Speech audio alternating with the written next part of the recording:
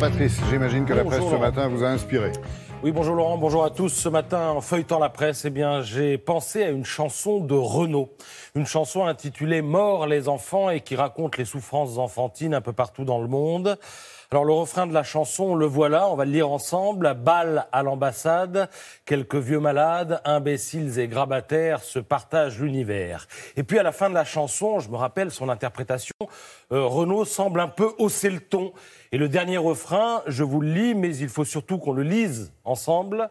Balle sur l'ambassade, attentat grenade, hécatombe au ministère, sous les gravats, les grabataires. Alors vous avez noté, on est passé du bal, B-A-L, au bal, B-A-2-L-E-S. Alors bon, ce n'est qu'une chanson, mais j'y ai pensé en découvrant les unes consacrées à ce qui s'est passé à Gaza hier. Il y a toujours un décalage entre la poésie et la réalité. Mais hier, c'était un peu caillou contre balle réelle, menace sur le territoire d'un pays. Mais il y avait bien une sorte de balle à l'ambassade. Alors deux photos résument cette journée tout en contraste. Celle de l'inauguration de l'ambassade américaine à Jérusalem avec une Ivanka Trump élégante et souriante au possible et celle de la rage de toute une population. Alors comme vous le lirez dans la Croix, la diplomatie américaine aurait sans doute préféré s'épargner de si lourds symboles pendant qu'à Jérusalem, on inaugurait en grande pompe le transfert de l'ambassade dans la ville sainte. Eh bien, à moins de 100 km de là, plus de 50 Palestiniens tombaient sous les balles des militaires de Tsahal. Pour les éditorialistes français, les responsables de la situation sont tous désignés, Donald Trump et Benjamin Netanyahou. Je vous passe les noms d'oiseaux, irresponsables, incendiaires, folie, pour en venir à l'édito de Libération.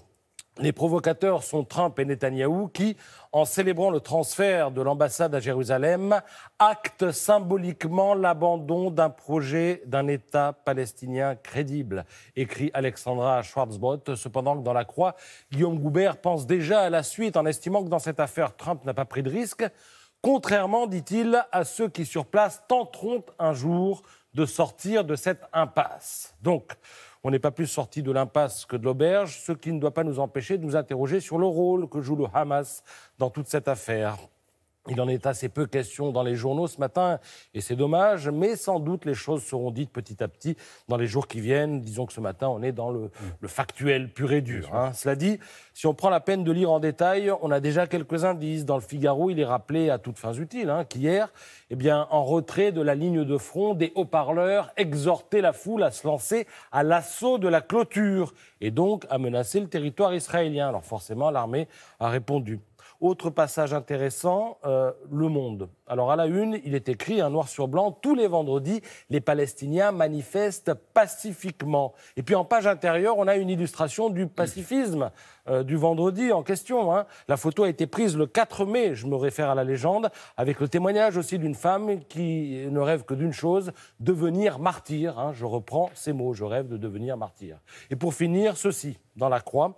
Hier à Gaza, évidemment, ça cognait, on l'a vu, mais dans le reste des territoires occupés, on a vécu une journée quasi normale. C'est ce que nous explique Salomé Parent dans la Croix. Alors de deux choses l'une, soit les Palestiniens de Cisjordanie sont très différents de ceux de Gaza, soit en Cisjordanie, ce n'est tout simplement pas le Hamas qui fait la loi. J'allais vous dire, vous avez 4 heures, mais je crains de devoir dire, vous avez 10 ans, voire 20 ans pour y penser.